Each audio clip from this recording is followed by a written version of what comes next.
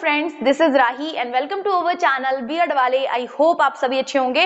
इस वीडियो में हम डिस्कस करने वाले हैं बीएड फर्स्ट ईयर का जो पेपर 6 है, जेंडर स्कूल एंड सोसाइटी का एक टॉपिक, जिसमें हम बात करेंगे कि जो भी सामाजिक परिवर्तन है यानी जो भी सोशल चेंजेस आते हैं उसमें टीचर का क्या रोल होता है। क्योंकि हम यहाँ पे जेंडर की बात करते हैं कि एक लड़की और एक लड़के में डिस्क्रिमिनेशन देखा जाता है, तो उस चीज को हम कह सकते हैं कम करने के लिए या एक तरीके से खत्म करने में एक टीचर क्या रोल निभाएगा, उसको देखने से पहले हम थोड़ा सा इंट्रो देख लेते हैं। देखिए, जो एक टीचर होता है वो केवल किसी भी एक बच्चे को नहीं पढ़ाता, वो एक राष्ट्र डेवलप करता है, वो एक नेशन को डेवलप कर रहा है ना।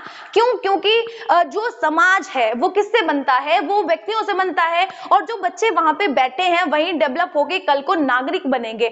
जैसे कि राधा कृष्णन ने कहा भी है कि अगर कुम्हार से गलती होती है तो सिर्फ एक मटका खराब होता है, बढ़ई से गलती होती है तो सिर्फ एक मेज खराब होती है, लेकिन अगर एक टीचर से गलती होती है तो वो पूरा एक राष्ट्र खराब हो जाता है। यानी हम कह सकते हैं कि पूरा जो भी बेस है हमारे समाज का, हमारी सोसाइटी का, वो बच्चे ही हैं, और उन बच्चों को डेवलप करने की जिम्मेदारी एक टीचर पे होती है। ठीक है ना। तो हम यही देखेंगे कि जो समाज है उनमें जो परिवर्तन आ रहे हैं, टीचर किस तरीके से अपना रोल निभाता है, उसका कैसा व्यक्तित्व रहता है समाज के प्रति, वो किस तरीके की अपनी भूमिकाएं निभाता है। और साथ में हम ये भी देखेंगे इस वीडियो में कि जो भी जेंडर के बेसिस पे जो भी डिस्क्रिमिनेशन होते हैं लड़का या लड़की में, उनको कम करने में टीचर किस तरीके से अपना रोल निभाए या फिर किन किन चीजों को फॉलो करे, जिससे कि जो डिस्क्रिमिनेशन हम देखते हैं लड़का या लड़की में वो कम हो जाए। और हम ये भी देखेंगे इस वीडियो में कि जो टीचर है उसको किन किन बाधाओं का या किन किन समस्याओं का सामना करना पड़ता है जब वो कोई एफर्ट्स देता है समाज में परिवर्तन लाने के लिए। कई सारी चीजें भाई एक्टिविटी करता है, कई सारी क्रियाएं करता है, जिससे कि समाज में जो लोगों की सोच है वो परिवर्तित हो जाए। तो टीचर को कई सारी प्रॉब्लम को फेस करना पड़ता है, उनको भी अभी हम यहाँ पे डिस्कस करेंगे। तो शुरू करते हैं इस वीडियो को। अब देखिए, अगर हम प्रेजेंट टाइम की बात करें तो जितने भी एजुकेशनल फैक्टर्स हैं वो इंपॉर्टेंट होते हैं किसी भी परिवर्तन को लाने में। अब हम बात करें जो एजुकेशनल फैक्टर्स हैं उनका क्या काम होता है। क्यों? क्योंकि जो एजुकेशनल फैक्टर है, हम एक तरीके से कह सकते हैं जो शिक्षा है, उसी से क्या होता है, हमारी सोसाइटी डेवलप होती है, हमारा कल्चर डेवलप होता है, हमारे थॉट्स, हमारा रिलीजन, या फिर हम टेक्नोलॉजी की बात करें या फिर मनोरंजन के किसी भी साधन की बात करें, वो शिक्षा के द्वारा ही संभव होता है। अब एजुकेशनल फैक्टर्स कौन कौन से हैं?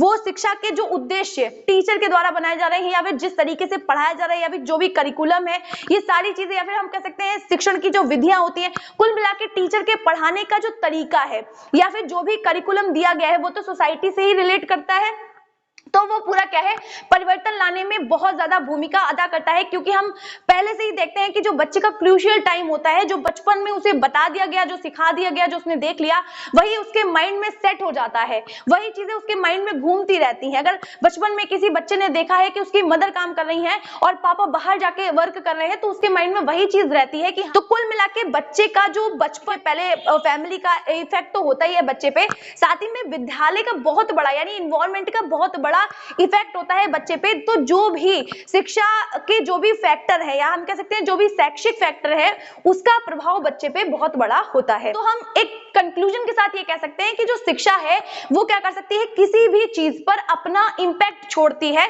चाहे वो डायरेक्टली हो चाहे वो इनडायरेक्ट हो, लेकिन शिक्षा सभी चीजों को प्रत्यक्ष या अप्रत्यक्ष रूप से प्रभावित करती है। ठीक है। तो क्योंकि हमारा जो कल्चर है, मैंने अभी कहा ही कि हमारा जो कल्चर है उसको भी हमारी जो शिक्षा है वो प्रभावित कर रही है। ठीक है। देखिए, अगर कोई एक फैमिली है, एक फैमिली में कोई पढ़ा लिखा नहीं है सिवाय एक बच्चे के, ठीक, तो वो बच्चा जब उस फैमिली के साथ, अपनी फैमिली के साथ इंटरेक्शन कर रहा है, वो अपनी पढ़ाई से रिलेटेड कोई बात नहीं करता है, वो कॉमन बातें करता है जैसे कि फैमिली में बातें होती हैं, फिर भी उस चीज का प्रभाव उसकी फैमिली पे पड़ेगा। शिक्षा डायरेक्टली उसकी फैमिली पर प्रभाव ना डाल के इनडायरेक्टली प्रभाव डाल रही है, लेकिन शिक्षा बहुत बड़ा प्रभाव डाल रही है। और शिक्षा के बेसिस होते हैं यानी आधार होते हैं। शिक्षा के आधार कितने हैं? जैसे कि एडम्सन है, उन्होंने कहा है शिक्षा के दो, हम कह सकते हैं पोल हैं। पोल का मतलब यह है कि शिक्षा बीच में होगी, शिक्षा तभी कारगर होगी या शिक्षा की जो प्रक्रिया है वो तभी चल सकती है जब एक छोर पे टीचर होगा और दूसरे पे कौन होगा? दूसरे पे स्टूडेंट होगा। ये किसने कहा है? ये एडम्स ने कहा है। ठीक। एडम्स एक साइकोलॉजिस्ट हैं, उन्होंने कहा है कि शिक्षा की प्रक्रिया तभी पूरी हो सकती है क्योंकि इसके दो पोल हैं। दो पोल का मतलब दो छोर हैं, एक पे टीचर रहता है और एक पे स्टूडेंट रहता है, तब शिक्षा की प्रक्रिया पूरी होती है, क्योंकि आधार हैं यही दोनों। ठीक, तो हम लेकिन इनके ये जो वाक्य है उसको नकारा, और जो जॉन डीवी है उन्होंने कहा है कि शिक्षा की जो प्रक्रिया है वो द्विध्रुवीय नहीं है, यानी द्विध्रुवीय ना होके, दो ध्रुव ना होके उसके तीन ध्रुव है, यानी जो शिक्षा की प्रक्रिया है वो त्रिध्रुवीय है, जिसमें एक तरफ टीचर आता है, एक तरफ स्टूडेंट आता है, और जो तीसरा पोल होता है उस पे करिकुलम आएगा, या सिलेबस आ सकता है, या इन्वायरमेंट आ सकता है, यानी इन तीनों चीजों को मिला के ही शिक्षा की प्रक्रिया पूरी होती है। तो हमने शिक्षा के जो स्तंभ देखे, शिक्षा का जो आधार देखा, वो कौन है। देखिए टीचर तो हर जगह दिख रहा है, तो मेन जो आधार है वो टीचर ही है। बिना टीचर और स्टूडेंट के शिक्षा की प्रक्रिया पूरी नहीं हो सकती, और जो स्टूडेंट है उनको कोई समझ है नहीं, उनको कोई ज्ञान है नहीं, है ना, मतलब औपचारिक रूप से अगर हम देखें तो जो टीचर है इसका मेन जो हम कह सकते हैं लीड करने वाला है जो शिक्षा की प्रक्रिया को, वो टीचर ही है। ठीक है, तो टीचर क्या करता है, जो भी शिक्षण विधियां हैं, जो भी शिक्षण के उद्देश्य हैं, कई सारी टेक्निक, कई सारे टीएलएम्स का यूज करके क्या करता है, बच्चे की जो सोच है उसको बदलने में, उसको देखिए बच्चे की सोच डेवलप होगी तभी हमारा जो समाज है, क्योंकि कल को वो नागरिक बनेंगे तभी उनकी जो पॉजिटिव थिंकिंग है वो बाहर निकल पाएगी। क्योंकि आपने पहले ही देखा होगा कि जो भी बच्चे हाई सोसाइटी में रहते हैं उनकी सोच अलग होती है, जो बच्चे लोअर मिडिल क्लास में या फिर हम कह सकते हैं मिडिल क्लास फैमिली में रहते होते हैं उनकी सोच अलग होती है। क्यों? क्योंकि उनको एनवायरनमेंट अलग मिला होता है, यहाँ से भी उनकी स्कूलिंग हुई होती है। जो कि हाई सोसाइटी के लोग होते हैं, क्योंकि उनकी स्कूलिंग उस तरीके की हुई है, क्योंकि वहाँ के जो टीचर्स होंगे, क्योंकि मुझे नहीं लगता जो हाई सोसाइटी के लोग होते हैं वो अपने बच्चों को इतना टाइम दे पाते हैं। हालांकि इन्वायरमेंट का वहां पे भी फर्क पड़ रहा है, लेकिन स्कूल जहां उनको भेजा जा रहा है हाई सोसाइटी के बच्चों को, वहां पे उनके टीचर्स की सोच क्या है, डेवलप है, सकारात्मक सोच वाले शिक्षक उन्हें मिले हैं। लेकिन अगर हम बात करें लोअर मिडिल क्लास वाले लोगों की,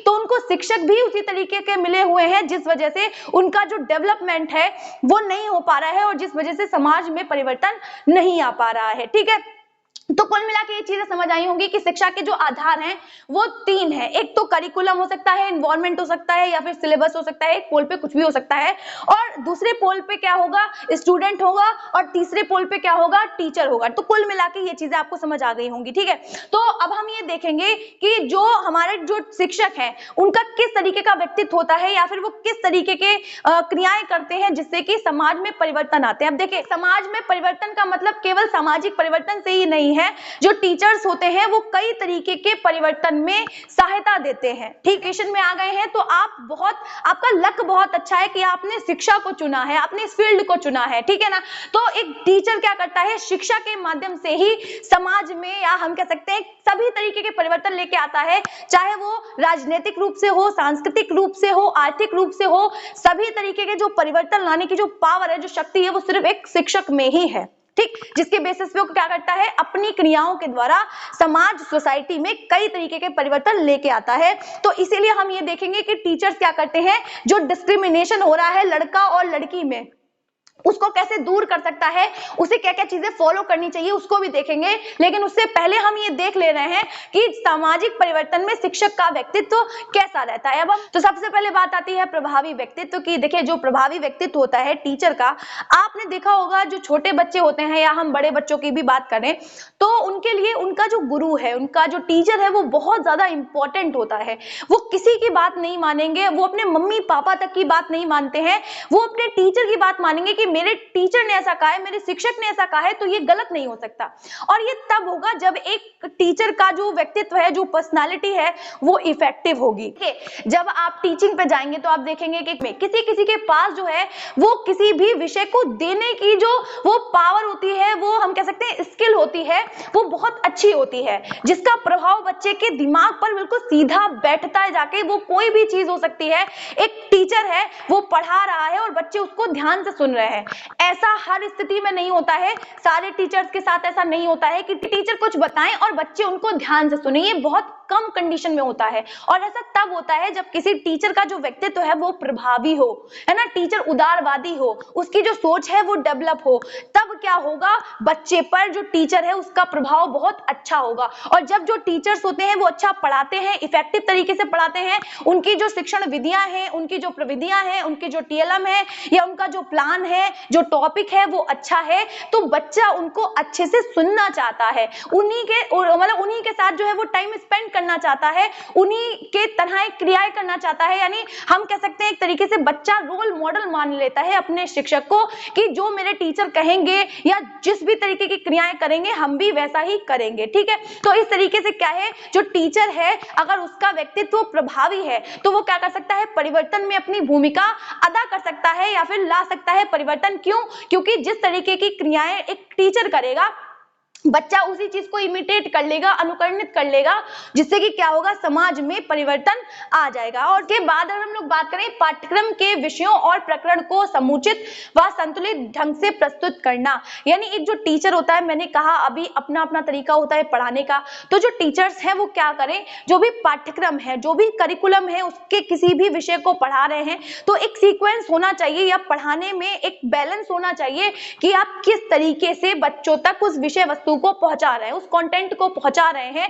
और जो भी टीचर्स बताते हैं अगर वो इफेक्टिव तरीके से बताया गया है, चाहे वो जेंडर से रिलेटेड कोई प्रॉब्लम हो या फिर कोई भी टॉपिक हो सकता है, वो बच्चों पे सीधा असर करता है। अगर आपने प्रॉपर टीएलएम का यूज करके या फिर प्रॉपर तरीके से जो मेथड है उनका यूज करके कोई भी टॉपिक बच्चों को बताया है तो बच्चे उसको ध्यान से सुनेंगे प्लस उसको याद भी रखेंगे, क्योंकि अक्सर बच्चे चीजें याद रखते हैं। आप जो बड़े लोग होते हैं वो उतनी चीजें याद नहीं रख पाते हैं जितना कि बच्चे याद रख लेते हैं, ठीक है। वो कुछ भी सीख सकते हैं जब वो छोटे होते हैं।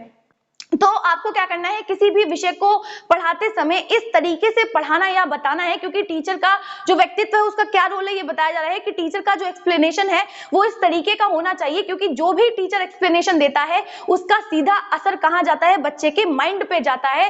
तो इस बेसिस पे भी क्या है, अगर टीचर का व्यक्तित्व अच्छा है, उसका एक्सप्लेनेशन अच्छा है, तब भी क्या है टीचर सामाजिक परिवर्तन में अपना रोल अदा कर सकता है। उसके बाद अगर हम बात करें, शिक्षक धर्मनिरपेक्ष होना चाहिए, यानी किसी भी धर्म के प्रति उसका झुकाव नहीं होना चाहिए। यहाँ पे हम अभी ये देख रहे हैं कि किस तरीके से परिवर्तन लाने में टीचर अपनी भूमिका अदा कर रहा है, ठीक है। तो यहाँ पे जो टीचर है उसको धर्मनिरपेक्ष होना चाहिए, यानी किसी भी एक धर्म के प्रति किसी भी टीचर का झुकाव नहीं होना चाहिए। वो हिंदू हो, वो मुस्लिम हो, वो सिख, ईसाई, पारसी, जैन, बौद्ध, किसी भी धर्म का हो, हम हिंदू हैं तो हमें हिंदुओं का साथ देना है, हिंदूवादी हो जाएंगे। क्लास के जितने भी बच्चे हैं उनसे कहेंगे कल टीका करके आना, तो जो मुस्लिम बच्चे हैं उनसे भी यही कह रहे हैं, तो ये तो गलत बात हो जाएगी। हमें हर एक संस्कृति का, हमें हर एक धर्म का क्या करना है, सम्मान करना है, क्योंकि बच्चा हमें क्या करना है, कर रहा है, ऑब्जर्व कर रहा है, हमें इमिटेट कर रहा है। तो जब हम जिस तरीके की हरकतें करेंगे, जिस तरीके की हम क्रियाओं को करेंगे, वैसा ही बच्चा भी सीखेगा। और जब हम धर्मनिरपेक्षता को अपनाएंगे, यानी हम कह सकते हैं तब बच्चा भी धर्मनिरपेक्षता को अपनाएगा, यानी आपस में एकता को हम क्या कर सकेंगे, बांध सकेंगे बच्चों को। चाहे वो क्लासरूम में हिंदू, मुस्लिम, सिख, ईसाई किसी भी धर्म के बच्चे होंगे, हम उनको एकजुट कर सकेंगे, एक एकता में बांध सकेंगे जब हम खुद धर्मनिरपेक्ष होंगे, ठीक है ना। तो इस तरीके से हम वहां पे भी परिवर्तन ला सकते हैं इंसान की सोच में कि धर्म अलग अलग है, तुम हिंदूवादी, हम कट्टर मुस्लिम या फिर एक्सेट्रा कुछ भी, ठीक है। तो यहाँ पे अगर हम बात करें कि समाज और विद्यालय के मध्य संबंध स्थापित करना, यानी जो टीचर है उसका जो व्यक्तित्व है, जो पर्सनालिटी है, वो क्या करती है, जैसे जो टीचर है वो विद्यालय में प्रमुख होता है और समाज या सोसाइटी से जोड़ता है, क्योंकि बच्चे विद्यालय आ रहे हैं और जो भी कंटेंट बच्चों को पढ़ाया जा रहा है वो समाज से ही रिलेट करता है। यानी जो भी बच्चों को हम बता रहे हैं, समझा रहे हैं, वो उनके समाज के लिए ही है, क्योंकि कल को बच्चों को विद्यालय से निकल के समाज को ही फेस करना है। तो एक टीचर क्या करता है, कई सारी जो समस्याएं हैं या कई सारे जो इशू समाज में चल रहे होते हैं वो किसी भी परिप्रेक्ष्य में हो सकते हैं, चाहे वो राजनीति से संबंधित हो सकते हैं या फिर आर्थिक जो स्थिति है भारत की या फिर किसी भी स्टेट की, किसी भी जगह की जो भी आर्थिक स्थिति है या महिलाओं की स्थिति है, उससे रिलेटेड जो भी समस्याएं हैं वो बच्चों को हम अवगत करवाएंगे, ताकि कल को जब वो डेवलप हो जाएंगे तो उन जो समस्याएं हैं उनको दूर करने का बच्चे भी प्रयास करेंगे, कहीं ना कहीं माइंड में उसके स्टक हो जाती हैं और वो भी परिवर्तन में अपनी भूमिका अदा करता है। तो इस तरीके से क्या है, समाज में एक तालमेल बैठा रहता है और जो टीचर है वो अपनी भूमिका इस तरीके से भी निभाता है कि विद्यालय और समाज में एक संपर्क बना के रखता है, एक संबंध बना के रखता है, ठीक है, एक कोरिलेशन बैठा देता है। बात करें तो लिंग, धर्म, जाति, गरीबी, अमीरी कोई भेदभाव नहीं करता है, यानी अगर टीचर ऐसा करता है कि किसी भी लिंग, जाति, धर्म के प्रति अमीर गरीब कोई नहीं है, क्योंकि टीचर एटलीस्ट ऐसा ही होना चाहिए, एक टीचर का व्यक्तित्व ऐसा ही होना चाहिए। और जब इस तरीके का व्यक्तित्व रखेगा तो बच्चे में भी उस तरीके की चीजें डेवलप होंगी, जो सदाचार है या हम कह सकते हैं ईमानदारी है, परोपकार है, तो इस तरीके की चीजें बच्चे में भी डेवलप होंगी। और जब जो टीचर है वो लगातार इस तरीके से अपनाएगा तो बच्चे में एक सकारात्मक सोच या पॉजिटिव थिंकिंग जो है वो डेवलप होगी और धीरे धीरे समाज में भी परिवर्तन आएगा, क्योंकि सोच में सकारात्मकता आ रही है तो समाज में भी परिवर्तन आना लाजमी है। साथ में अगर हम बात करें तो पाठ्य सहगामी क्रियाओं का आयोजन करना, यानी जो भी को करिकुलर एक्टिविटीज है वो बहुत ज्यादा इंपॉर्टेंट रोल अदा करती है। जब से एक्टिविटी कर सके, एक्टिविटी करके सीखें, और जितना वो एक्टिविटी करके सीखेंगे उतना ज्यादा उनकी लर्निंग होगी। तो जो टीचर्स हैं वो बहुत सारे ऐसी क्रियाओं को या हम कह सकते हैं बहुत सारे ऐसे प्रोग्राम को आयोजित करेंगे जिससे कि जो भी कुरीतियां हैं या जो भी मुद्दे हैं, जो भी इश्यूज हैं, चाहे वो सोसाइटी से रिलेटेड कोई भी इशू हो सकता है, तो जब बार बार वो जो प्रोग्राम है या कोई भी उस पर डिस्कशन है जब टीचर अरेंज करेगा तो क्या होगा, बच्चे की जो थिंकिंग है वो चेंज होगी, है ना, उसकी जो थिंकिंग है वो पॉजिटिव थिंकिंग में बदल जाएगी। तो इस तरीके से जो टीचर है वो क्या करेगा, बदलाव लेके आएगा। उसके बाद अगर हम बात करें जो टीचर्स हैं वो विज्ञान और तकनीकी यानी जो साइंस है, जो टेक्नोलॉजी है उसके भी यूज द्वारा क्या करेगा, परिवर्तन लाने में एक साधन का काम करेगा। एक शिक्षक बच्चों में ये चीज डेवलप करेगा स्व अनुशासन की, यानी खुद से स्थिर होने की, है ना, अनुशासित होने की, डिसिप्लिन होने की, खुद से इस बात का प्रशिक्षण देगा, ताकि क्या कर सकेगा बच्चा, जब खुद से डिसिप्लिन में होता है, खुद से उसमें स्थिरता आती है, तब जाके क्या है समाज में परिवर्तन आना बहुत तेजी से डेवलप होती है ये चीज, और बच्चा क्या कर सकता है, अपना खुद से सहयोग दे सकता है किसी भी प्रकार के परिवर्तन में सोसाइटी या समाज में। उसके बाद अगर हम बात करें तो जो टीचर्स हैं वो क्या करेंगे, क्रिया केंद्रित अपना शिक्षण रखेंगे। तो क्रिया केंद्रित होनी चाहिए जिससे कि हम कह सकते हैं सोच डेवलप होगी बच्चे की और परिवर्तन में टीचर पूरी तरीके से भूमिका निभाएंगे। उसके बाद अगर हम बात करें अपने देश और संस्कृति के साथ साथ और देशों की भी हम क्या कर सकेंगे, संस्कृति का सम्मान करेंगे टीचर होने के नाते, जिससे कि बच्चे भी क्या कर सकेंगे, किसी और देश की संस्कृति को अपना सकेंगे, किसी और जगह के कल्चर को अपना सकेंगे और सभी कल्चर का सम्मान कर सकेंगे, जिससे कि समाज में, सोसाइटी में सांस्कृतिक परिवर्तन भी आएगा। यानी क्योंकि हम हमेशा से ही देख रहे हैं कि बच्चे क्या है, आधारशिला है आने वाले राष्ट्र की, यानी जो भी राष्ट्र है हमारा उसका डेवलपमेंट बच्चों के द्वारा ही होगा, क्योंकि कल को वो नागरिक बनेंगे। तो हमें क्या करना है, बच्चे की सोच को बदलना है। और आजकल आप देखते भी होंगे बहुत ज्यादा लोगों की सोच डेवलप हो गई है। हो सकता है कुछ ऐसी जगहें हो, क्योंकि सच में ऐसी जगहें अभी भी हैं जहां पे बहुत सारे परिवर्तन आने बाकी हैं। क्यों? क्योंकि वहां पे एजुकेशन नहीं पहुंची है, और जहां पे भी एजुकेशन पहुंच गई है वहां पे परिवर्तन लगातार आपको देखने के लिए मिलते हैं। तो अब हम ये देखेंगे जो टीचर है वो किन किन चीजों को, किन किन एक्टिविटीज को फॉलो करेगा, जिससे कि जो हम कह सकते हैं क्लासरूम में जो डिस्क्रिमिनेशन देखते हैं वो नहीं होगा। और जब जैसे कि हम कहते हैं ना कि जो विद्यालय है वो समाज का छोटा रूप है, तो जब विद्यालय में डिस्क्रिमिनेशन होना बंद होगा तभी समाज या सोसाइटी में डिस्क्रिमिनेशन, पक्षपात, भेदभाव होना बंद होगा लड़कियों और लड़कों में। तो चलिए देखते हैं, लैंगिक जो भेदभाव है, जो भी पक्षपात है, यानी जो भी हम कह सकते हैं बाइसनेस है या भी जो भी डिस्क्रिमिनेशन है, उसको दूर करके जो परिवर्तन लाने की जो भूमिका है शिक्षक की वो किस तरीके की है। ठीक है, तो सबसे पहले अगर हम बात करें लैंगिक निरपेक्ष भाषा का विकास, लड़कियां हैं या जो भी लड़के हैं उन दोनों को हम समान इक्वालिटी के साथ में लेके चलेंगे, और जो टीचर्स होंगे वो क्या करेंगे, दोनों से ही संबंधित उदाहरणों को लेंगे या फिर ऐसी भाषा का इस्तेमाल करेंगे जो दोनों से ही संबंधित हो, तब जाके क्या होगा, परिवर्तन आ पाएगा। जो डिस्क्रिमिनेशन है, जो भी बायसनेस है, वो कम हो पाएगी। ठीक है, अब देखिए किसी भी राष्ट्र के डेवलपमेंट के लिए दोनों की ही भागीदारी जरूरी है, चाहे वो मेल हो चाहे वो फीमेल हो, और साथ ही साथ में जो वुमेन्स की एजुकेशन है वो भी उतनी ही इंपॉर्टेंट है।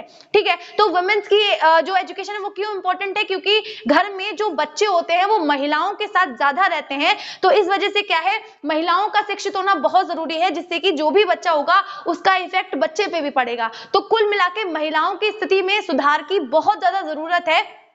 इसीलिए क्या, यानी जो टीचर्स हैं वो क्लासरूम में लड़कियों और लड़कों दोनों का ध्यान रखेंगे, दोनों को इक्वालिटी के साथ में डील करेंगे। ठीक है, जैसे कि हम कह सकते हैं कुछ ऐसे शब्द जिनका इस्तेमाल टीचर्स कैसे करते हैं, जैसे कि हम कह सकते हैं पुरुषों के बेसिस पे, यानी हम कह सकते हैं लड़कों को प्रायोरिटी देते हुए मैनकाइंड शब्द का इस्तेमाल करते हैं, उसकी जगह पे ह्यूमैनिटी का प्रयोग करना है, या हम कह सकते हैं मैनमेड। देखिए मैनमेड का मतलब होता है किसी पुरुष द्वारा बनाई गई, बट एक्चुअली हमें वहां पे मशीन मेड का यूज करना है, क्योंकि हो सकता है कि कोई चीज जो बनी हुई हो, कोई फोन हो सकता है या कोई भी ऐसी मशीन हो सकती है जो स्त्री ने बनाई हो, लेकिन हम उसे भी क्या कह रहे हैं, मैन मेड कह रहे हैं, क्योंकि हम दो टाइप देखते हैं, एक तो नेचुरल थिंग्स या मैन मेड थिंग। तो हम उसको मैन मेड क्यों कह रहे हैं, उसको किसी लड़की ने भी तो बनाया हो सकता है, तो हम वहां पे किस शब्द का इस्तेमाल करेंगे, एज अ टीचर होने के नाते मशीन मेड का। ऐसे बहुत सारे वर्ड हैं जिनका हम इस्तेमाल क्लासरूम में करते हैं और इसका गलत इंपैक्ट पड़ जाता है। ठीक है, तो हम बात करें अगला, तो कॉमन मैन कहते हैं। कॉमन मैन क्यों कह रहे हैं भाई, कॉमन गर्ल भी तो हो सकती है, हम किसी भी एक जेंडर के प्रति झुकाव नहीं दिखाएंगे क्लासरूम में, तो हम कॉमन मैन ना कह के ऑर्डिनरी पर्सन कह सकते हैं या कॉमन पर्सन कह सकते हैं एज अ टीचर होने के नाते। फिर अगर हम बात करें तो हम चेयरमैन कहते हैं, तो चेयरमैन शब्द का इस्तेमाल ना करके, क्योंकि वहां पे कोई चेयर गर्ल भी क्यों, क्योंकि हम दोनों ही जेंडर के प्रति इक्वालिटी रख रहे हैं, तो ना ही चेयरमैन ना ही चेयर गर्ल, दोनों को मिला के चेयर पर्सन हम कहेंगे या इस शब्द का इस्तेमाल करेंगे। उसके बाद पुलिस मैन ना कह के पुलिस ऑफिसर कहेंगे, क्योंकि वहां पे कोई गर्ल भी हो सकती है, गर्ल डॉक्टर भी हो सकती है, गर्ल टीचर भी हो सकती है, कुछ भी, यानी हम कुल मिला के कह सकते हैं जो फीमेल जितनी भी हैं वो किसी भी फील्ड में जा सकती हैं, लेकिन हम कह सकते हैं लड़कों वाले जो भी नेम है, मतलब एक इंडिकेट कर दिया गया है उस चीज को कि हम उनको उसी नेम से बुलाएंगे, इंसान की कंडीशनिंग हो गई है। अगर वहां पे कोई लड़की है तब भी हम क्या कह रहे हैं, चेयरमैन कह रहे हैं, तो चेयरमैन नहीं है, वो चेयरपर्सन है, क्योंकि अब तो मैन है नहीं, वहां पे तो कोई लेडी है। तो इस तरीके से हमें ध्यान रखना है एक टीचर होने के नाते, जिससे हम क्या कर सकते हैं, लिंग के आधार पर जो भी लैंगिक भेदभाव चल रहा है, जो पक्षपात चल रहा है, हम उसको दूर कर रहे हैं, जिसके बेसिस पे समाज में परिवर्तन आ सकते हैं। ठीक है, हम टीचर होने के नाते ये भूमिका निभाएंगे।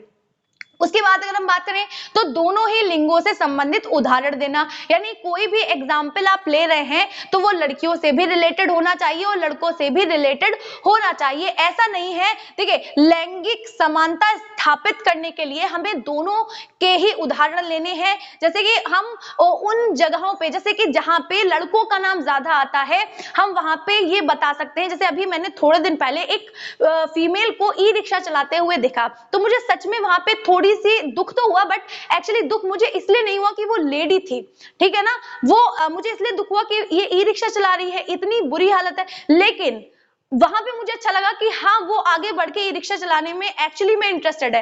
इस जगह पे जहां पे लोगों की सोच इतनी ज्यादा मिडिल क्लास है, तो हम ये कह सकते हैं कि आपको इस तरीके के एग्जाम्पल देने हैं लड़कियों, गर्ल्स के सामने, उनको मोटिवेट करना है, या फिर हम लड़कों को भी, देखिए जब आप ऐसे उदाहरण देंगे तो जो लड़कों की थिंकिंग है वो भी चेंज होगी, यानी नहीं वो अपने आप को राजा समझने लगते हैं, बट एक्चुअली यही सच है कि शुरुआती दौर जब हुआ करता था तो ये डील हुई होगी कहीं ना कहीं कि हम बाहर का काम करते हैं, तुम घर का काम करोगी। तो घर के काम से मतलब ये था कि जो विमेन्स थी उनके ऊपर प्रेशर था, ठीक है ना, क्योंकि उनके साथ कई सारी चीजें ऐसी होती हैं, उनको डील करनी पड़ती है, बहुत सारी मतलब मुसीबतों का सामना करना पड़ता है। एक गर्ल होना भी बहुत बड़ी बात है।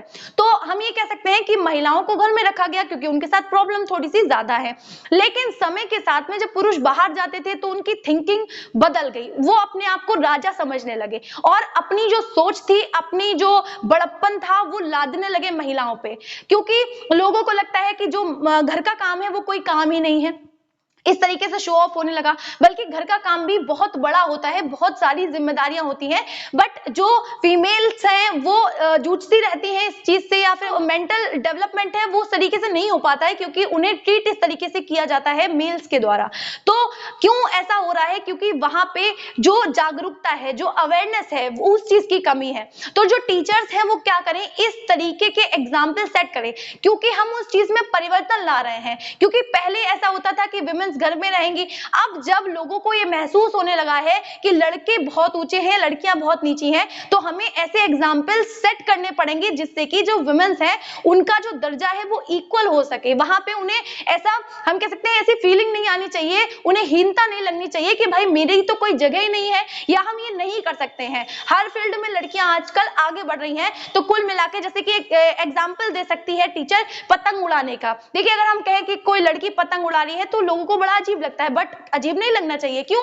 क्योंकि लड़की भी पतंग उड़ा सकती है। ऐसे ही अगर हम बात करें एक बस ड्राइवर की, तो जरूरी नहीं है कि एक मेल ही वहां पे ड्राइवर हो, एक फीमेल भी हो सकती है। तो जो टीचर है वो इस तरीके के एग्जाम्पल सेट करे जो लड़के और लड़कियों दोनों से रिलेटेड हो, ठीक है, जिससे कि हम क्या कर पाएंगे, जो भेद है, जो डिस्क्रिमिनेशन है, जो भी बायसनेस है, उसको हम कम कर पाएंगे एक टीचर होने के नाते।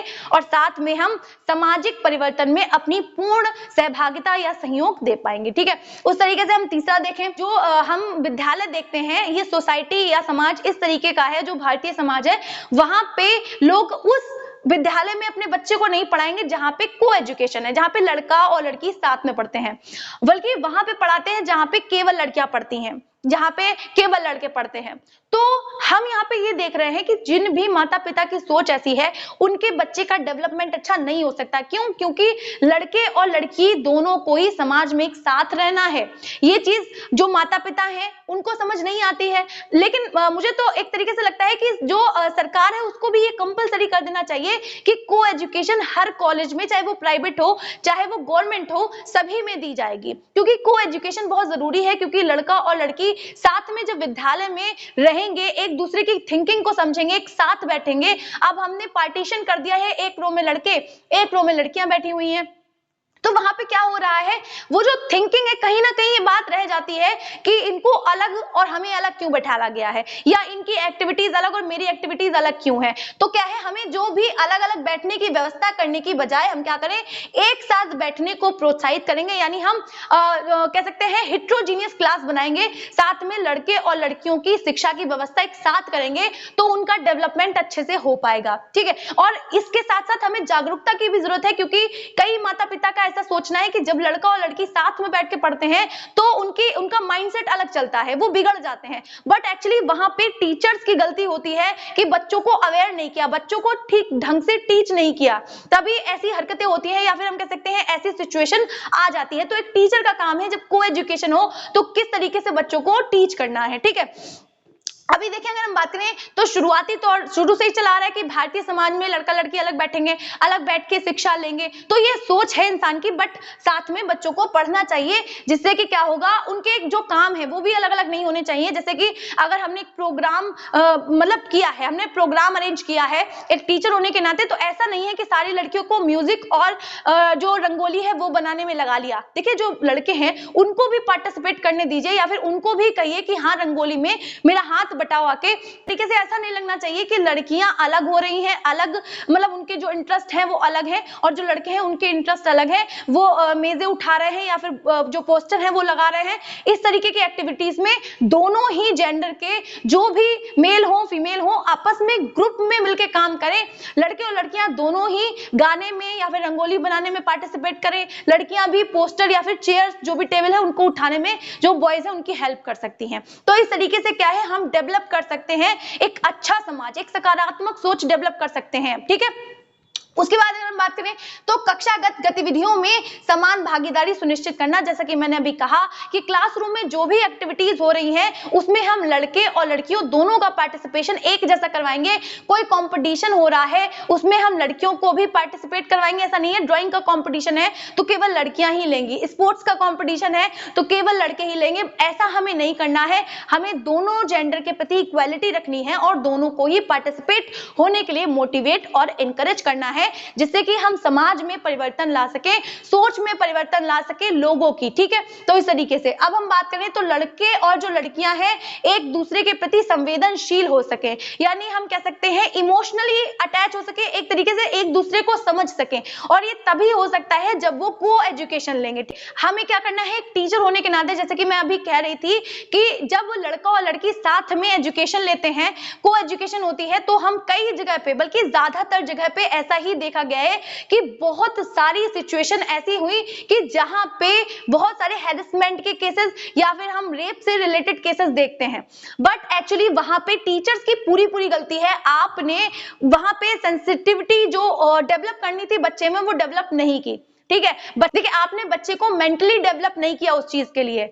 आपको क्या करना चाहिए, एज अ टीचर होने के नाते जो भी इशू है उनको बताइए कि सोसाइटी या समाज में किस तरीके की प्रॉब्लम्स लड़कियों को झेलनी पड़ती हैं या फिर किस तरीके की प्रॉब्लम्स लड़कों को झेलनी पड़ती हैं। उन इश्यूज को क्या करना है, डिस्कस करना है क्लासरूम में, जिससे कि जो लड़कियां हैं वो लड़कों की समस्याओं को समझ सके और लड़के लड़कियों की समस्याओं को समझ सके। और वो जो लड़कों की छेड़ने वाली समस्या हम देखते हैं कि लड़की जा रही है उसके पीछे जाना या उसको बाल की चोटी खींचना, कई तरीके की प्रॉब्लम्स फेस करनी पड़ती हैं। तो हमें क्या करना है, लड़कों को अवेयर करना है, उनको जागरूक करना है, उनको बताना है चीजों के बारे में, क्योंकि जब हमें पता नहीं होता है तब हम ज्यादा गलतियां करते हैं। तो क्या करना है, हमें लड़कों और लड़कियों दोनों को अवेयर करना है, उन्हें बताना है, एक जैसे हमें एक दूसरे से सम्मान करना है, एक दूसरे की इज्जत करना, बताना है कि हम एक ही समाज एक ही सोसाइटी में रहते हैं, तो हमें क्या करना है, मिलके चलना है। तो इस तरीके से एक टीचर को डेवलप करना है। एक क्लासरूम में एक राष्ट्र डेवलप हो रहा होता है तो एक टीचर को बहुत ज्यादा ध्यान देने की जरूरत होती है, क्योंकि उसका एक गलत उठाया हुआ कदम पूरे राष्ट्र को, पूरे नेशन को खराब कर सकता है। आई होप इतनी चीजें आपको समझ आ गई होंगी। तो अब हम ये देखेंगे कि जब एक टीचर परिवर्तन लाने की कोशिश कर रहा होता है, जैसे कि उसने किसी बच्चे को कोई बात बताई और वो बात बच्चे ने उठा के अपनी फैमिली में कह दी जाके, तो अगर उसके माता पिता, उस बच्चे के माता पिता पढ़े लिखे नहीं है तो वो किस तरीके से रिएक्ट करेंगे। ऐसे ही बहुत सारी चीजें होती हैं जो टीचर्स को परिवर्तन लाने में समस्या पैदा करती हैं या फिर बाधा उत्पन्न करती हैं। तो चलिए अब हम लोग ये देख लेते हैं कि परिवर्तन के अभिकर्ता के रूप में जो शिक्षक है, मतलब जब शिक्षक जो है वो परिवर्तन लाता है तो किस किस तरीके की बाधाएं या समस्याएं उसको फेस करनी पड़ती है। जैसे कि हम सभी जानते हैं कि परिवर्तन प्रकृति का नियम है, तो शिक्षा के क्षेत्र में जो वो परिवर्तन ला रहा है वो एक टीचर ही लेके आ रहा है। देखिए आप नहीं भी चाहेंगे तब भी किसी ना किसी तरीके से आप कितना भी रो लीजिए, परिवर्तन तो आके ही रहेगा। लेकिन आप ये देखिए कि जब परिवर्तन आता है तो हमें बहुत सारी समस्याएं सच में फेस करनी पड़ती हैं। तो टीचर को भी कुछ समस्याएं फेस करनी पड़ रही हैं, जैसे कि गर्मी से जब ठंड आई तो हमें बहुत सारी प्रॉब्लम्स फेस करनी पड़ी। लेकिन एक स्थिति ऐसी आई कि हमें समझ में आ गया कि जब हम स्वेटर वगैरह पहनेंगे, क्योंकि ये तो जाने वाली है नहीं, ये तो ऐसे ही चलेगा, ये रूल है इन्वायरमेंट का, तो क्या है हमें ये बात समझ में आ गई कि एक स्थिति के बाद में इंसान उस चीज में अडेप्ट कर लेता है। तो यानी अगर एक टीचर एफर्ट्स देगा, बार बार उस चीज को समझाने का, सिखाने का, या एक डिस्कशन करेगा, एक हेल्दी डिस्कशन करेगा, तो क्या है लोगों को वो बातें समझ आएंगी। तो चलिए फटाफट से देखते हैं। सबसे पहले बात आती है अशिक्षा की, यानी जहां भी शिक्षित लोग नहीं है, जहां पे भी अशिक्षा है, वहां पे डेवलपमेंट करना या फिर वहां पे चेंजेस लाना बहुत बड़ी बात हो जाती है। अब अगर हम बात करें, देखिए समाज में ये सबसे बड़ा, किसी भी समाज में, किसी भी देश में अगर हम बात करें, अगर कोई पढ़ा लिखा नहीं है तो वहां पे बहुत बड़ी समस्या उत्पन्न हो जाती है और अशिक्षा सबसे बड़ा बाधक होती है परिवर्तन लाने में। अगर कोई समझाएगा भी तब भी एक अशिक्षित व्यक्ति को समझ में वो बात नहीं आएगी और कहेगा कि तुम ज्यादा पढ़े लिखे हो। तो क्या है, अशिक्षा बहुत बड़ा, हम कह सकते हैं एक कारक है, एक बहुत बड़ा फैक्टर है किसी भी समाज में परिवर्तन को लेके। क्योंकि हमारा देश क्या है, जहां हम भारत देश की बात कर रहे हैं, तो वहां पे अशिक्षित लोगों की संख्या, यानी जो अनपढ़ हैं उनकी संख्या बहुत ज्यादा मात्रा में है, और वो क्या है, कभी भी समाज के परिवर्तन में या फिर हम कह सकते हैं डेवलपमेंट में अपना साथ नहीं देते हैं।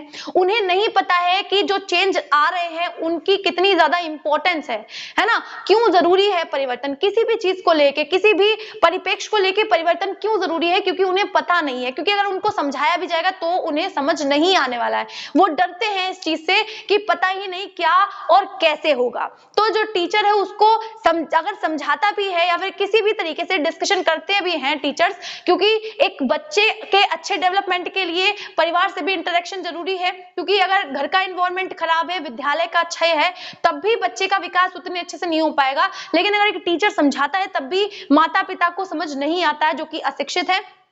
और जो टीचर हैं उनको बहुत ज्यादा प्रॉब्लम फेस करनी पड़ती है, क्योंकि जो अशिक्षित लोग हैं वो टीचर्स का विरोध करते हैं, उनका सम्मान नहीं करेंगे वो, ठीक है। तो इस तरीके से हम देखते हैं कि टीचर को ये समस्या आती है अशिक्षा को लेके। उसके बाद अगर हम बात करें अंधविश्वास, यानी किसी भी चीज के प्रति अपने मिथ बना लेना कि लड़कियां जो है वो पिंक कलर पसंद करती हैं, लड़कियां घर का काम करती हैं, इस तरीके के जो मिथ हैं वो हर एक पक्ष में इंसान बना लेता है जब वो अशिक्षित होता है, क्योंकि उसके पास शिक्षा है नहीं, उसने एक्सप्लोर किया नहीं है, देखा नहीं है, बाहर निकल के दुनिया नहीं देखी है, तो वो अपने हिसाब से ही अंधविश्वास लगा लेता है कि ऐसा होगा, हाँ ये ऐसा होगा, ये ऐसा होगा, तो अपने आप से ही मिथ या क्रिएट कर लेता है कि हाँ ठीक है, जो हमने सोच लिया वही हमारी सोच हम तक सीमित है। वो किसी से डिस्कशन नहीं करता है, जो भी अशिक्षित व्यक्ति है। तो इस तरीके से क्या है, जो अशिक्षित लोग होते हैं या जो भी अनपढ़ लोग होते हैं उनमें अंधविश्वास बहुत जल्दी डेवलप हो जाता है। तो अगर कोई व्यक्ति है या कोई टीचर है और उस चीज को बदलना चाहता है, वहां पे परिवर्तन लाना चाहता है किसी सोसाइटी या समाज में, तो जो अशिक्षित लोग होते हैं या जो भी लोग हैं समाज या सोसाइटी के जिनको पढ़ना लिखना नहीं आता है या फिर उनकी सोच बहुत पुरानी मतलब रीति कुरीतियों पे अटकी हुई है, तो वो इस चीज को कभी नहीं अपनाते हैं। उनका ये मानना होता है कि हमारे बच्चे को बिगाड़ दिया है, हमारे बच्चे का पथ भ्रष्ट कर रहे हैं, यानी हम कह रहे हैं बिगाड़ने का काम कर रहे हो, उनको ये चीजें मत सिखाओ क्योंकि ये चीजें गलत है। तो टीचर्स उनको बहुत समझाए बट उनको समझ नहीं आता है। लेकिन हाँ, कंडीशंस ऐसी होती हैं कि टीचर्स के बार बार एफर्ट्स डालने पर कहीं ना कहीं साइकोलॉजी ये कहती है कि जब बार बार हमारे सामने या हमसे वो चीजें कही जाती हैं तो कहीं ना कहीं उसका जो प्रभाव है वो हमारे मस्तिष्क पर होता है। फिर अगर हम बात करें तो रूढ़िबद्ध समाज, यानी जो स्टीरियोटिपिकल लोग होते हैं या हम कह सकते हैं जिनकी सोच अटकी हुई है किन्हीं चीजों पे कि ये नहीं हो सकता, कि महिलाएं ये नहीं कर सकती हैं, या फिर हम कह सकते हैं कि पुरुषों का काम ये है, तो वो सोच है इंसान की वो अटकी हुई है, जो समाज या सोसाइटी ने अपने आप से बना ली है कुरीतियां, कुछ अपने हिसाब से नियम कानून बना लिए हैं। तो क्या है, समाज के लोग पुरानी सोच, मान्यताएं और आदर्श अपने ही मतलब अहम ब्रह्मास्मि समझते हैं कि हमने जो कह दिया, आपने बहुत ज्यादा पुराने जो लोग होंगे, जो बूढ़े लोग होंगे, उनको देखा होगा, उनकी सोच अटकी हुई है, वो उन्हें अच्छा नहीं लगता है कि अगर कोई आगे बढ़ के कुछ कर रहा है अपनी फील्ड में, ठीक है, तो उनको ये चीजें पसंद नहीं आती हैं कि कोई जीन्स पहने, ठीक है, या फिर कोई मिक्सी से कोई चीज पीसे, जो भी मतलब एक्सेट्रा बहुत सारी चीजें ऐसी हैं कि टेक्नोलॉजी का अगर यूज करो तो उनको प्रॉब्लम होती है। उनको क्या लगता है कि सारी दुनिया वहीं पे अटकी हुई है, वहीं चल रही है, तो वो माइंड सेट होता है इंसान का। लेकिन जब इन सब चीजों में जो टीचर्स हैं वो क्या करते हैं, परिवर्तन लाने की कोशिश करते हैं, नए सिद्धांत, नए वैल्यूज ऐड करने की कोशिश करते हैं, या नए कुछ भी आदर्श है, सिद्धांत है, वैल्यूज ऐड करेंगे, तो उससे क्या है, वो लोग सहमत नहीं होंगे और टीचर्स के जो भी परिवर्तन लाने की कोशिश कर रहे हैं उनमें बाधा उत्पन्न करेंगे, ठीक है। फिर भी क्या है, टीचर्स इस काम को करने में सक्सेसफुल रहते हैं। तो लगातार प्रभाव बनाए रखना है, लगातार काम करना है, जिससे कि क्या है, उन लोगों पर भी अपना प्रभाव ला सके शिक्षक, ठीक है। तो इस तरीके से काम करना है टीचर्स को। अब अगर हम बात करें तो संकीर्ण सोच का मतलब ये है कि हम उन लोगों की बात कर रहे हैं जो नैरो माइंडेड होते हैं, जो हम कह सकते हैं कट्टरवादिता दिखाते हैं कि हम हिंदूवादी हैं, हम इस धर्म के हैं, या अपनी किसी कल्चर को लेकर, अपनी संस्कृति को लेकर वो अटके हुए हैं, उन्हें ये नहीं पता है कि सब इंसान ही है। तो क्या है, वहां जो संकीर्ण सोच है किसी भी व्यक्ति की, उसको परिवर्तित करने में टीचर्स को बहुत बड़ी मुसीबतों का, बाधाओं का सामना करना पड़ता है, ठीक है। उसके बाद अगर हम बात करें तो धार्मिक एवं राजनीतिक कारण, देखिए धर्म को राजनीति का मुद्दा बना के रखा है, और जैसे कि मैंने भी कहा ही कि हर धर्म का जो व्यक्ति है, पता नहीं ये रीत कहां से चल गई कि अपने अपने धर्म को लेकर बहुत ज्यादा मतलब डेडिकेट हैं लोग कि हमारा धर्म, हमारे भगवान, इस तरीके से। तो क्या हो रहा है कि धर्म का जो मुद्दा है वो राजनीति तक आ चुका है और ये बहुत बड़ा मुद्दा हो चुका है। तो जिससे कि क्या है, जो कास्ट से रिलेटेड, जो जाति से रिलेटेड इशू है वो बहुत ज्यादा देखने के मिलते हैं। और जब ये जो सोच है, इस वजह से इंसान की सोच में परिवर्तन नहीं आ पा रहा है क्योंकि लोग वहीं पे अटके हुए हैं। तो जब टीचर ये सोचता है या परिवर्तन लाने की कोशिश करता है तो वहां पे भी टीचर्स को बहुत सारी प्रॉब्लम को फेस करना पड़ता है। इसी तरीके से हम स्वार्थपरता देखते हैं कि इंसान नहीं चाहता है कि समाज में परिवर्तन आए क्योंकि उसका खुद का स्वार्थ जुड़ा हुआ है, ठीक है। और खासकर जो मेल फैकल्टी है ना, वो नहीं चाहती है कि समाज में परिवर्तन आए या महिलाओं की स्थिति में सुधार आए। तो क्या है वो, क्योंकि वो स्वार्थी है, क्योंकि उसके अंदर ये चीज है ना कि अगर ये चीजें बदल गई तो ये भी हमारे जितना अच्छा करने लगेंगी। तो इस तरीके से कई सारी चीजें होती हैं। उसके बाद अगर हम बात करें तो सांस्कृतिक अलगाव का मतलब ये है कि जो टीचर्स हैं वो, क्योंकि कई तरीके की संस्कृतियां हैं, हमारे भारत देश में विविधता पाई जा रही है, तो इतनी सारी संस्कृतियों को एक साथ मिला के बच्चों तक पहुंचाना या उनमें तालमेल बिठाना या हर संस्कृति के प्रति बच्चे में वो संवेदना उत्पन्न करना एक टीचर के लिए बहुत बड़ा, एक तरीके से कह सकते हैं, जिम्मेदारी होती है। तो क्या है, वहां पे टीचर को बहुत ज्यादा ध्यान रखना पड़ता है और इस बात पे भी उनके ऊपर बहुत ज्यादा प्रेशर होता है, बहुत सारी समस्याओं का सामना करना पड़ता है एक टीचर को। इच्छा शक्ति की अगर हम बात करें, देखिए इच्छा शक्ति का मतलब यह है, इच्छा शक्ति में कमी का होना। कमी का मतलब यह है कि जो भी जिम्मेदारियां हैं वो इंसान दूसरे पे थोपने पे लगा रहता है, अपना जो काम है वो भी दूसरों को दे देगा, अपने आप क्या करेगा, उसे ये नहीं लगता है कि इस काम में डिफरेंस आ जाएगा। जो काम आप खुद से करेंगे वो उतना ज्यादा बेहतर होगा, लेकिन लोगों को ऐसा लगता है कि हम अपना काम दूसरों को टिका देंगे तो वो कर देगा, अरे छोड़ो हम आराम से लेटेंगे। तो इस तरीके से क्या है, लोगों की सोच डेवलप हुई और जिस वजह से सारा जो जिम्मा है जो डेवलप करने का वो सरकार और टीचर्स के ऊपर आ गया। माता पिता एक्चुअली में आपने देखा होगा कि बच्चों को छोड़ देते हैं, उनको कोई मतलब नहीं है बच्चा कहां जा रहा है, कैसे डेवलप हो रहा है। बहुत रेयर केस में होता है कि माता पिता मिलने आ रहे हैं, है ना, कहीं पे भी बच्चा पढ़ रहा है, प्रॉपर बैठ के पेरेंट्स मीटिंग भी होती है तब भी उतना हेल्दी डिस्कशन नहीं हो पाता है। तो वहां पे क्या है, अपनी जो जिम्मेदारियां हैं खुद की वो टीचर्स पे या सरकार पे छोड़ रखी है। तो कुल मिला के क्या है, अपना कर्तव्य पालन नहीं करना चाहते हैं, जिस वजह से समाज में डेवलपमेंट नहीं हो पा रहा है। और जब टीचर्स करने की कोशिश करते हैं, ये जो चीज है वो डेवलप करने की कोशिश करते हैं, जो विल पावर है बढ़ाने की कोशिश करते हैं, तब भी टीचर्स को बहुत सारी प्रॉब्लम को फेस करना पड़ता है।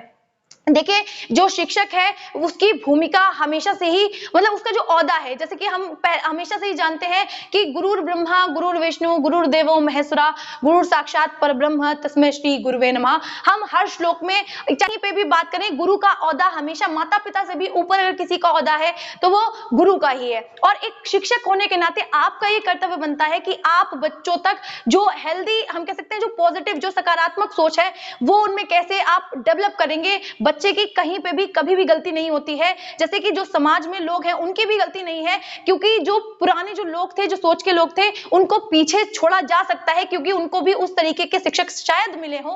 ठीक है, तो आपको क्या करना है, एक टीचर होने के नाते आपको बच्चे में ये चीज डेवलप करनी है कि उनके जो माइंड है उसमें कहीं पे भी जो जेंडर इश्यूज है या फिर हम कह सकते हैं जेंडर डिस्क्रिमिनेशन या फिर जेंडर रिलेटेड जो बायसनेस है वो बिल्कुल भी डेवलप ना हो पाए। जो लड़के हैं, जो लड़कियां हैं, वो आपस में एक दूसरे का सम्मान कर सके, एक दूसरे के लिए इज्जत हो मन में, तभी जाके हमारा जो देश है, हमारा जो राष्ट्र है वो अच्छे से डेवलप हो पाएगा। और आई होप ये टॉपिक आपको समझ आया होगा। देखिए जो हमारा जेंडर स्कूल एंड सोसाइटी वाला जो सब्जेक्ट है उसके आपको प्रॉपर तरीके से कहीं पे भी किसी भी बुक में आपको टॉपिक पूरे नहीं मिलेंगे। आप कोई भी बुक खरीद लीजिए तो आपको अलग अलग ही पढ़ना पड़ेगा। तो इसीलिए मैं बोल रही हूँ कि अगर आपने इस चैनल को सब्सक्राइब नहीं किया है तो चैनल को सब्सक्राइब जरूर कर लीजिएगा। मुझे पता है कि आप लोगों को वीडियो अच्छी लगती है बट आप लोग देखने के चक्कर में लाइक नहीं करते, तो लाइक जरूर कर लीजिएगा। तो मिलते हैं इसी तरीके की मोर वीडियोस के लिए, तब तक के लिए जय हिंद।